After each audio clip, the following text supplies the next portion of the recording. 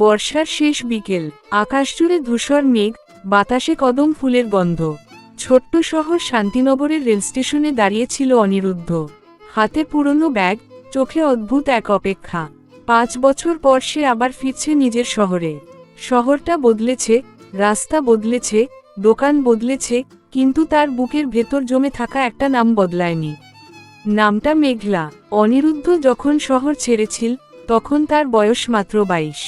সংসারের দায়, বাবার অসুস্থতায়, ছোট ভাইয়ের পড়াশোনার জন্য তাকে চলে যেতে হয়েছিল দূরের শহরে। যাওয়ার দিন স্টেশনে মেঘলা এসেছিল। কিছু বলেনি, শুধু হাতে একটা নীল ডায়েরি দিয়ে বলেছিল, ফিরে এসে পড়বে। অনিরুদ্ধ তখন হেসে বলেছিল, আমি ফিরবি। কিন্তু জীবন সব প্রতিশ্রুতি রাখতে দেয় না। 5 বছরে অনিরুদ্ধ অনেক বদলে গেছে। মুখে ক্লান্তি, চোখে অভিজ্ঞতার ছাপ। শহরে ফিরে প্রথমেই সে গেল তাদের পুরনো পাড়ায়। মেঘলাদের বাড়ির সামনে এসে থেমে গেল। গেট বন্ধ, উঠানে শিউলি গাছটা এখনো আছে, কিন্তু বাড়িটা যেন নীরব। পাশের বাড়ির কাকিমা জানালা খুলে বললেন, কাকে খুঁজছো বাবা? অনিরুদ্ধ কাপা গলায় বলল, মেঘলা আছে। কাকিমা দীর্ঘশ্বাস ফেললেন। ওরা তো 3 বছর আগে চলে গেছে কলকাতায়। মনে হলো কেউ বুকের ভেতর থেকে শব্দ করে কিছু ভেঙে দিল। সেদিন রাতে অনিরুদ্ধ ঘুমাতে পারল না। ব্যাগ খুলে সেই নীল ডায়েরিটা বের করল। এতদিন সে খোলেনি, ভেবেছিল মেঘলার সামনে বসেই পড়বে। ধীরে ধীরে প্রথম পাতা খুলল। সেখানে লেখা, তুমি যখন এটা পড়বে, হয়তো আমি তোমার সামনে থাকব না। তবুও চাইব তুমি জানো, আমি তোমাকে ভালোবাসি। এমনভাবে ভালোবাসি, যেভাবে ভোর সূর্যকে অপেক্ষা করে। অনিরুদ্ধের হাত কাঁপতে লাগল। পাতা উল্টাতে উল্টাতে সে পড়ল মেঘলার প্রতিদিনের লেখা। কোথাও তার অপেক্ষার কথা, কোথাও অনিরুদ্ধের স্বপ্নের জন্য গর্ব, কোথাও অভিমান, কেন সে ফোন কম করে, কেন নিজের কষ্ট বলে না। শেষ পাতায় লেখা ছিল, যদি কোনোদিন তুমি ফিরে আসো আর আমাকে না পাও, তবে জেনে নিও আমি তোমার উপর রাগ করে যাইনি। শুধু সময় আমাকে তোমার আগেই অন্য পথে নিয়ে গেছে। অনিরুদ্ধ বুঝতে পারল না কথার মানে কি। পরদিন সে অনেক খোঁজ নিয়ে জানতে পারল মেঘলা কলকাতায় একটা স্কুলে চাকরি করে। সে আর দেরি করল না, ট্রেনে চেপে চলে গেল কলকাতা। বড় শহরের ভিড়ে মানুষ খুঁজে পাওয়া সহজ নয়। তবুও 3 দিন ধরে সে স্কুলের সামনে দাঁড়ালো, রাস্তা ঘুরল, ঠিকানা খুঁজল। 4র্থ দিনে অবশেষে সে দেখল, সাদা শাড়ি, খোপায় জুঁই ফুল, চোখে আগের মতোই শান্ত আলো।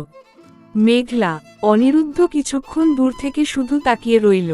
মেঘলা তাকে দেখে থেমে গেল। বিস্ময়, কষ্ট, আনন্দ, সব মিলিয়ে মুখটা কেঁপে উঠল। তুমি? অনিরুদ্ধ ধীরে বলল, ফিরেছি। মেঘলা হেসে ফেলল, কিন্তু চোখে জল। অনেক দেরি করেছ। দুজনেই কাছের পার্কে গিয়ে বসল। বিকেলের আলো গাছের পাতায় পড়ছে। কত কথা জমেছিল। অনিরুদ্ধ বলল, কেন চলে গেলে না বলে? মেঘলা শান্ত গলায় বলল, তুমি তো কখনো জানতে চাইনি আমি কেমন আছি। তোমার যুদ্ধ ছিল, আমি বুঝতাম, তাই নিজের কষ্ট তোমার ওপর চাপাইনি। আমি প্রতিদিন তোমাকে ভেবেছি। ভাবা আর পাশে থাকা এক নয়, অনি। এই প্রথম অনিরুদ্ধ বুঝল, ভালোবাসা শুধু মনে রাখা নয়, সময় দেওয়াও। মেঘলা জানালো, তার মা মারা যাওয়ার পর সংসার সামলাতে কলকাতায় আসতে হয়েছিল। চাকরি নিতে হয়েছিল।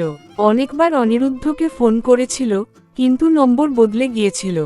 দুজনেই চুপ করে গেল। অনিরুদ্ধ ধীরে বলল, এখনো কি দেরি হয়ে গেছে? মেঘলা দূরে তাকিয়ে বলল, জানি না। কিছু অপেক্ষা ফিরে আসে, কিছু আসে না। সেদিনের পর অনিরুদ্ধ কলকাতাতেই থেকে গেল। ছোট চাকরি নিল। প্রতিদিন মেঘলার স্কুল ছুটির পর দুজনে হাঁটত। নতুন করে পরিচয় হচ্ছিল যেন। একদিন বৃষ্টির মধ্যে ছাতা ধরে হাঁটার সময় অনিরুদ্ধ বলল, আমি আগে শুধু তোমাকে পেতে চেয়েছিলাম। এখন তোমাকে বুঝতে চাই। মেঘলা তাকিয়ে রইল। তারপর ধীরে বলল, এই কথাটাই 5 বছর আগে শুনতে চেয়েছিলাম। সময় লাগলো আরো 6 মাস। ধীরে ধীরে মেঘলার জমে থাকা অভিমান গলল। অনিরুদ্ধ বদলে গেছে, এবার সে কথা রাখে, খবর দেয়, পাশে থাকে। সুখে দুঃখে ছুটে আসে।